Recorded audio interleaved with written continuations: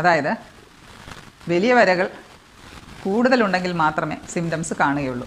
എല്ലാവരും വയറുവേദനയാണ്, വിരയിളക്കണം എന്ന് പറഞ്ഞു വരുമ്പോൾ സാധാരണ ചെറിയ വേദനയൊക്കെ ചിലപ്പോൾ കണ്ടേക്കാം. റൗണ്ട് വേംസ് കൊണ്ട് സാധാരണ വളരെ കൂടുതൽ നമ്പർ ഉണ്ടായിട്ട് അത് കുടലിൽ ഒബ്സ്ട്രക്ഷൻ ഉണ്ടാകുമ്പോഴാണ് വലിയ വയറുവേദനയും ഛർദിലും എല്ലാം ഉണ്ടാകുന്നത്. റൗണ്ട് വേംസിന് ചിലപ്പോൾ അതിൻ്റെ ഒരു ലൈഫ് സൈക്കിളിൻ്റെ ഭാഗമായിട്ട് ചിലപ്പോൾ ഈ ലങ്സിലെത്തി ഇവിടുന്ന് ചിലപ്പോൾ അത് പഴയ കാലത്ത് അങ്ങനെയാണ് നമ്മൾ സിംറ്റംസ് പറയുന്നത്. അത് കോഫ് ഔട്ട് ചെയ്യുമ്പോൾ ചുമച്ച് ചിലപ്പോൾ തൊണ്ടയിലെത്തി അത് വീണ്ടും വിഴുങ്ങിയാണ് അതിൻ്റെ ലൈഫ് സൈക്കിൾ കംപ്ലീറ്റ് ചെയ്യുന്നത്. അപ്പോൾ പഴയ ആൾക്കാർ പറയുന്നത് പോലെ വല്ലപ്പോഴും ഒരു ചുമയോ ചിലപ്പോൾ ഒരു ഓക്കാനോ ഒക്കെ കൂടുതൽ റൗണ്ട് വേം ഇൻഫെസ്റ്റേഷൻ ഉണ്ടെങ്കിൽ ചിലപ്പോൾ അങ്ങനെയുള്ള സിംറ്റംസും അതുകൊണ്ടായിരിക്കാം പഴമക്കാർ അങ്ങനെയുള്ള സിംറ്റംസ് വരെയാണെന്ന് പറയുന്നത്. വിശപ്പില്ലായ്മ, ക്ഷീണം തുടങ്ങിയവ കൂടുതലും കാണുന്നത് ഈ ഹുക്ക് വേംസ്, അതായത് ഹുക്ക് വേം സാധാരണ ഇൻറ്റസ്റ്റൈനിൽ ചെറിയതായിട്ട് പിടിച്ച് ചെറിയ ചെറിയ മൈക്രോ ബ്ലീഡ്സ് ഉണ്ടാകും. അതായത് ചെറിയ